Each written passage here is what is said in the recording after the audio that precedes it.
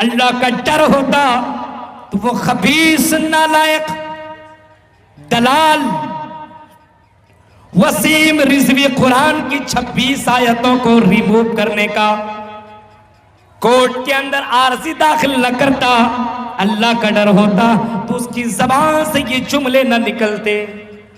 डर कहां है? दलाल इतना बड़ा बन बैठा है। शिया वक्फ बोर्ड का ये चेयरमैन, इसने बहुत ज्यादा खयानत किया, बहुत ज्यादा माल को हड़प कर लिया। इसके पास और इसके नाम पर सीबीआई जांच लगी है। अब न तब वो अरेस्ट होने वाला था, उसने सोचा क्या करूं, बचने के लिए कौन सा हरबा इस्तेमाल करूं। इधर देखा उधर देखा, सोचा चलो मुसलमानों को नाराज करने वाले जुमले बोल दूं तो शायद कि मैं सलाखों से बच जाऊंगा, शायद कि मैं सलाखों से बच जाऊंगा, जेल से बच जाऊंगा, शायद कि मैं सलाखों से बच जाऊंगा, जेल से बच जाऊंगा। और उसने बचने के लिए वो जुमला इस्तेमाल कर दिया, आए वसीम रिजवी तू मर क्यों नहीं गया, तेरी जबान कट क्यों नहीं गई, तू जमीन के अंदर धस क्यों नहीं गया। ये जुमला निकालने से पहले वसीम रिजवी तेरा जिंदगी तबाह बर्बाद क्यों ना हो गया। आई वसीम रिजवी, तुझे मालूम होना चाहिए ये जुमला तूने निकाला नहीं है, बल्कि तूने अपने लिए मौत का वो जुमला निकाल लिया है। तू इंसानों को खुश करने के लिए अपने रब को नाराज कर बैठा है। 26 आयतों को इनकार कर दिया और हिफाजत की जिम्मेदारी अल्लाह ने ले रखी है।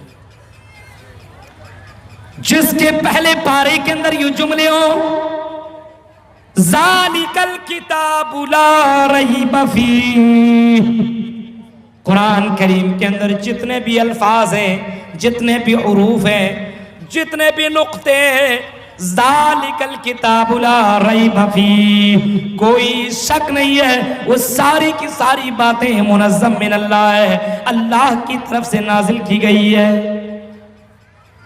और कुरान की हिफाजत की जिम्मेदारी भी अल्लाह ने ले रखी है। आई वसीम रिजवी तेरे जैसे लाखों पैदा हो जाए, कुरान का एक एक जुमला हट नहीं सकता। वहां से हटा सकते हो, हमारे दिलों से कुरान के जुमलों को कैसे हटाओगे? मैं भी तो हाफिज कुरान हूँ, कैसे मेरे सीने से कुरान की आयतों से निकालोगे?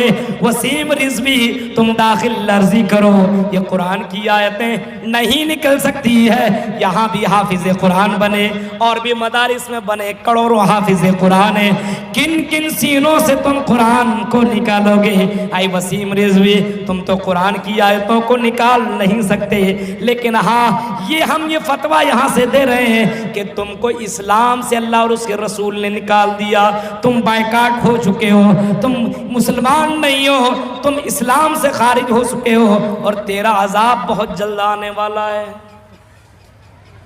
आपने देखा ना, नबी अकरम के ज़माने में एक आदमी ईसाई था, बुखारी किताबुल मनाकिब के अंदर ये वाक़या लिखा हुआ है कि ईसाई था, नसरानी, मुसलमान बन गया और सूरह आल इमरान और सूरह बकरा को भी उसने याद कर लिया। लेकिन फिर सोचा रे इसमें तो उतना एंजॉय नहीं कर पाते हैं, इतना मज़ा नहीं कर पाते हैं, फिर से वो बदल गया, मुर्तद हो गया फिर से। अब वो कहने लगा कि मोहम्मद जो कहता है वही कहता है जो मैं लिखता हूं। ला यदरी मोहम्मद मा कतबतु लहू, वही मोहम्मद कहता है जो मैं लिख करके मोहम्मद को देता हूं।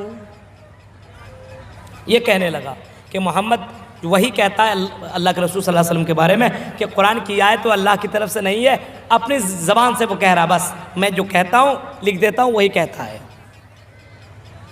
फामातहुल्लाह, अल्लाह ताला ने उसको मौत दे दी। सुनो वसीम रिजवी सुनो, बुखारी के अल्फाज हैं, किताबुल मनाकिब चैप्टर को उठाओ, हदीस बुखारी के, जिस हदीस को कोई इनकार नहीं कर सकता, कहा कि मोहम्मद वही कहते हैं जो मैं लिख करके देता हूं। अल्लाह को ये जुमला इतना नागवार गुजरा और ये बात इतनी ज्यादा ना पसंद आई कि अल्लाह ने उस मरदूद को, मुर्तद को मार दिया। फ़अमातहुल्लाह, उसको मौत के घाट उतार दिया। फ़दफ़नु, लोगों ने उसको दफन कर दिया, कब्र के अंदर डाल दिया। अब देखिए, कब्र के अंदर जैसे डाला, दूसरे दिन लोगों ने कब्र को देखा, सुबह हुई तो क्या देखता है कि वही मुर्तद आदमी जो जिसको कब्र के अंदर डाला गया था, जमीन ने उसको अपने अंदर से बाहर फेंक दिया है। बाहर है, उसका बॉडी बाहर पड़ा हुआ है। लोगों ने कहे मुर्तद हो गया था तो मुसलमानों और मोहम्मद का ये मामला होगा, उन्हीं लोगों ने कब्र से उठा के फेंक दिया होगा। फिर और ज्यादा गड्ढा किया, डाल दिया, अंदर डाला। रात गुजरी, दूसरे दिन जब लोग कब्र के पास पहुंचे तो क्या देखता है कि वही लाश फिर जमीन के ऊपर है, कब्र से ऊपर फेंकी हुई है, बिखरी हुई है, उसकी लाश जमीन के ऊपर पड़ी हुई है। आज भी कहने लगा नहीं नहीं नहीं, मुसलमानों का ये काम है, मोहम्मद और उसके साथियों ने ये काम किया होगा। फिर और ज्यादा गड्ढा किया, जितनी ताकत हो सकती थी उतना गड्ढा कर दिया और दफन कर दिया, अच्छे से दफन कर दिया। तीसरा दिन जब सुबह हुई तो लोगों ने फिर वही देखा कि उस मुर्तद की लाश जमीन के ऊपर, कब्र के ऊपर बाहर फेंकी हुई है। लोगों को यकीन आ गया कि कुरान की जुमलों को गलत बोलता था, मोहम्मद के ऊपर इल्ज़ाम लगाता था, इसी वजह से अल्लाह का अजाब इसके ऊपर नाजिल हुआ है। ये कहकर कि उसके दोस्त, उसके घर वाले, उसके पड़ोसी, उसके मानने वाले लोगों ने लाश को वहीं छोड़ दिया और लोग अपने घर को चले गए। ओ वसीम रिजवी, क्या तूने इन हदीसों को कभी सुना नहीं है? बहुत बड़ा अपने आप को पढ़ने वाला जानता है, बहुत बड़ा तो अपने आप को तालीम याफ्ता समझता है। ओ वसीम रिजवी, कभी इन हदीसों के ऊपर तुम्हारी नजर नहीं पड़ी? ओ कभी भी अल्लाह का अज़ाब तेरे ऊपर नाजिल हो सकता है। इंसान ये कब करता अभी है? वो वसीम रिजवी, वो गूंगा, वो बहिरा, वो ईमान फरोश, वो बेज़मीर इंसान हमारे कुरान पर एतराज करता है। वसीम रिजवी अब्दुल्ला सालिम का तुम्हें चैलेंज है, कयामत तो आसानी से आ सकती है, लेकिन तुम हमारे कुरान से 19 आयत तो दूर की बात, तुम कुरान से 19 नुक्ते भी हटा नहीं सकते। क्यों? याद करो, बताओ अपने गुरुओं को, बताओ अपने नेताओं को, नकीरस पर बिनंती वर्तानी वलन तजिद लिसुन्नतिल्लाहि तब्दीला। अल्लाह के फैसले में, अल्लाह के कानून में तुम कोई तब्दीली नहीं देखोगे। और स्ट्रॉन्ग तौर पर कहा, वलन तजिद लिसुन्नतिल्लाहि तब्दीला, अल्लाह के कुरान में कभी तब्दीली नहीं हो सकती। तुम जिन हाथों से तुम 26 आयतों को निकालने की बात करते हो, पता है ये कुरान कौन है? इसको मिटाने अंग्रेज आए थे, अंग्रेज खुद मिट गए। इसी कुरान का चैलेंज किया था बड़े बड़े सूरमाओं ने, इसी कुरान के फैसले का, मंशे का चैलेंज किया था। कौन? नमरूद ने जमीन में धंसा दिया गया, फिरौन ने रब की वैदानियत के सामने खड़ा हुआ, जमीन आसमान के बीच लटका दिया गया। किनको? फिरौन को, दुनिया के अंदर रब का दावा करने वाला। इसीलिए वसीम रिजवी, मिनिस्ट्री की कुर्सी अगर तुम्हें मिली हुई है तो यह कुर्सी तुम्हारे लिए तुम्हारी कब्र बन जाएगी। तुम अल्लाह की से मुकाबला मत करो, अल्लाह तबारक व तआला के कलाम से तुम बगावत मत करो। ये हमारा कुरान नहीं, ये किसी मुसलमान का कुरान नहीं, ये अल्लाह का कलाम, ये भारत का संविधान नहीं है कि CAA ले आओ, मुसलमानों का नाम निकाल दो, NRC लागू कर दो धर्म के नाम पर, किसान के लिए कानून ले आओ उनके खिलाफ में। ये तुम्हारा कानून है, तुम जो चाहते हो लिख देते हो। लेकिन कुरान में कुछ नहीं कर सकते। क्यों? कुरान तुम्हारे अब्बा की दादा की किताब नहीं है, कुरान अल्लाह की किताब है। अल्लाह ही इसको कुछ कर सकता है। लेकिन क़यामत तक अल्लाह ने भी कह दिया अल-यौम अकमलतु लकुम दीनकुम व अतममतु अलैकुम निअमती। अल्लाह के ज़ाब्ते के हिसाब से इसके अंदर भी कोई तब्दीली नहीं हो सकती। इसीलिए तुम कानून बदल सकते हो, कानून तुम्हारे हाथ की लिखी हुई, कुरान नहीं बदल सकते। कुरान अल्लाह के हाथ की लिखी हुई चीज। मेरे भाइयों, हम बात कर रहे थे कहां पे?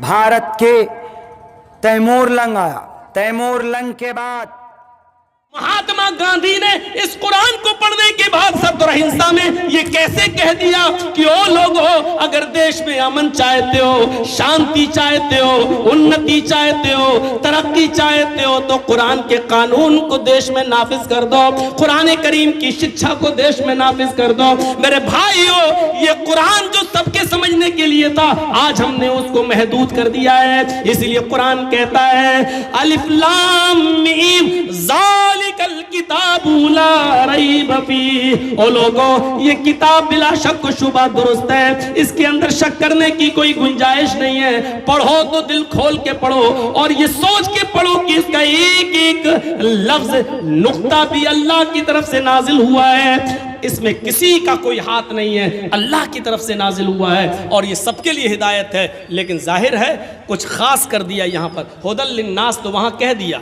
हुदल लिन्नास वहाँ कह दिया वो सबके लिए, लेकिन यहाँ खास कर दिया गया हुदल लिल मुत्तकीन, हिदायत तो सबके लिए, बिलखुसूस अल्लाह से डरने वाले लोगों के लिए, मुत्तकियों के लिए। मतलब ये है जो तासुब, घृणा और नफरत का चश्मा उतार कर अगर इसको पढ़ेगा और समझेगा तो उसको ये कुरान उसको हिदायत मिल जाएगी। और जो तासुब की नज़र से पढ़ेगा, घृणा और नफरत की नज़र से पढ़ेगा, उसको नहीं। अब देख लो, परवीन तोगड़िया कुरान में पढ़ता तो उसको 24 आयतें जिहाद की मिल गई। आज बीजेपी वाले कुरान की जिहाद की आयतों को कोट करके पढ़ रहे हैं कि देखिए तुम्हारे यहाँ ये जिहाद की आयतें लिखी हुई हैं, ये कह रहे हैं मारो काफिरों को, कत्ल करो। तो चश्मा है। और डॉक्टर शिव शक्ति स्वरूप को देख लो, उसने सिर्फ एक उसूल पढ़ा था कुरान में, बस बच्चा माँ के पेट में जो बनता है तो कैसे बनता है, हैं? पहले नुत्फा, मनी का कतरा, उसके बाद में फिर जमा हुआ खून, फिर गोश्त का लोथड़ा, और फिर किन मराहिल से वो गुजरता है। उसने कुरान के अंदर उस तरतीब को पढ़ा और पढ़ने के बाद उसने कहा कि 1400 साल पहले तो साइंस ने तरक्की नहीं की थी, 1400 साल पहले मेडिकल तो इतना आगे नहीं बढ़ा था। उसने कहा सोनोग्राफी पर मैं देखता हूं बच्चा ऐसे ही बनता है, पहले ये, फिर ये, फिर ये, फिर ये, फिर हड्डी, फिर गोश्त में, फिर हड्डियों में गोश्त पहनाया जाता है। जिन मराहिल से कुरान ने बताया है, फिर वो जीता जागता इंसान और फिर वो बाहर आता है। जिन मराहिल से कुरान ने बताया कि बच्चा बनता है, आज से 1400 साल पहले मुहम्मदुर रसूलुल्लाह को किसने बताया था, जबकि मेडिकल साइंस तरक्की नहीं की थी, जबकि मुहम्मदुर रसूलुल्लाह तो किसी मदरसे में और यूनिवर्सिटी में पढ़े भी नहीं थे। सिर्फ उसने इस बात पर गौर किया और इस्लाम ले आया, ईमान ले आया। उसकी बीवी भी खदीजा बन गई और उसकी बेटी आयशा हो गई। मेरे प्यारे साथियों, तसव्वुर करो, तासुब की चादर उतार कर, ऐनक उतार कर जब पढ़ा तो हिदायत मिल गई। बिल्कुल वैसे समझो, वैसे अबू जहल भी छुप छुप कर कुरान सुनता था, अबू लहब भी सुनता था, लेकिन हिदायत नहीं मिली। हजरत उमर फारूक ने अपने बहनों ही को जब पीटा और कहा बताओ तुम क्या पढ़ रहे थे, जब कहा कि हम बिल्कुल बदलने वाले नहीं हैं, हाँ आए उमर मैं इस्लाम ला चुकी हूं, मैं कुरान पढ़ रही थी। कुरान के चंद आयतें हजरत उमर फारूक के सामने पढ़ी गई। कहने लगे कि मुझे भी उस हस्ती के पास ले चलो, साहिब कुरान के पास ले चलो, मोहम्मद रसूलुल्लाह के पास ले चलो। और वहां जाते और इस्लाम ले आते। मेरे प्यारे साथियों, गौर करो, हजरत उमर ने हिदायत के, तकवे के, हिदायत के ऐनक से पढ़ा था, हिदायत मिल गई। आज भी यही कहा गया, ये कुरान सबके लिए, सारी इंसानियत के लिए हिदायत है, लेकिन बिलखुसूस जो अल्लाह से डरते हैं उनके लिए ज्यादा। अल्लाह से डरने वालों के लिए ज़्यादा। क्यों? जब डरेंगे जाहिर है, जब आप हिदायत ही के लिए पढ़ेंगे कि इसमें अच्छाई क्या है, बोलेंगे, ये होता है ना। बहुत से लोग डॉक्टर जाकिर नाइक के ऊपर तब कितने गैर मुस्लिमों ने उनकी तकरीर नहीं सुनी है, ना उनके स्टेज पर गए हैं, सिर्फ डॉक्टर जाकिर नाइक की ज़िंदगी के बारे में उन्होंने तहकीक करना शुरू कर दी। कुछ लोग तो पीएचडी करने के लिए उन्हीं की ज़िंदगी पर पीएचडी कर रहे हैं कि देखे क्या है, और उनकी ज़िंदगी पर पीएचडी करते करते मुसलमान हो गए।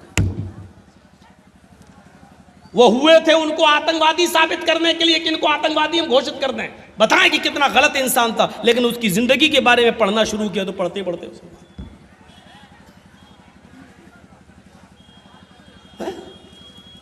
तसव्वुर करें आप। तो आप कुरान करीम को सिर्फ इस अकीदे से और इस नीयत से पढ़िए। गैर मुस्लिम भाई तो इस नीयत से पढ़ें कि इसमें देखें क्या अच्छाई, आपको बहुत सी चीजें मिलेंगी। आप पहली चीज की अगर आप देख लें, कुरान खोलिए, पहली आयत क्या मिलेगी आपको? बिस्मिल्लाहिर्रहमानिर्रहीम। ऋग्वेद खोलिए, आपको पहला मंत्र क्या मिलेगा? अग्निमीले। खोलते ही बड़ी बड़ी डिबेटें होती हैं चैनलों पर, हिंदू मुसलमान, हिंदू मुसलमान, हिंदू मुसलमान।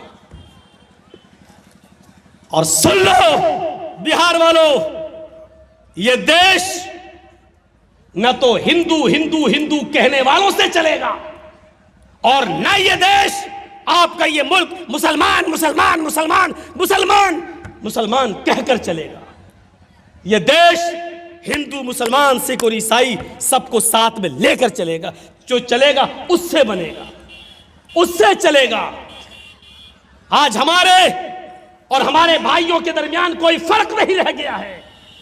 वो टीवी पर बैठकर हिंदू हिंदू हिंदू कर रहा है, हमारे भाई टीवी पर बैठकर मुसलमान मुसलमान मुसलमान मुसलमान कर रहे हैं, और बांट के रख दिया है, आज तकसीम करके रख दिया है आज, और आज दूसरों के लिए राहें हमवार करके रख दी हैं, उनको पाला जा रहा है।